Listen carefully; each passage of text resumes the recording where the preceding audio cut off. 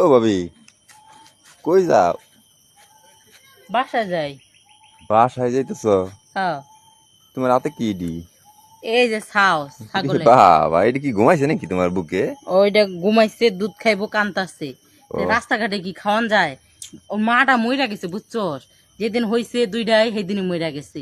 এখানে ও যে কষ্ট করে খাওয়াইয়া আমি পালি, জানোস না তো। ও মানে এটা মানে যখন হইছে সিমকা এটার মা মরে গেছে গা? হ, এখানে ও তো মইরাই গেছিল, এখানে দুধ খাওয়াইয়া এরপর তারপরে থেকে বড় করছি। এরপর থেকে তুমি তোমার দুধ খাওয়াই বড় করতেছো? হ, কি করুম?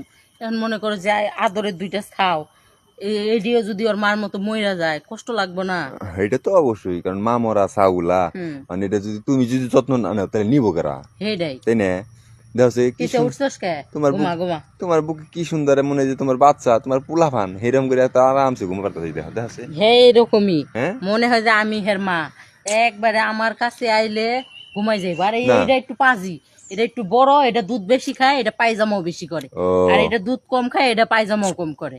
আসলে হয়েছে কি, অন্তত তুমি তো হিসেবে মা হই, হ, কারণ তুমি যেহেতু দুধ খাওয়াও, হ, তো তুমি যখন এটা খাওয়ান দিতেছো তাহলে এটা ছোট থেকে তো এটা তোমার পিছনে নিতে পারে। হ, তাহলে অহন তো হিসেবে তো তুমি এটার মা বাপ, হ।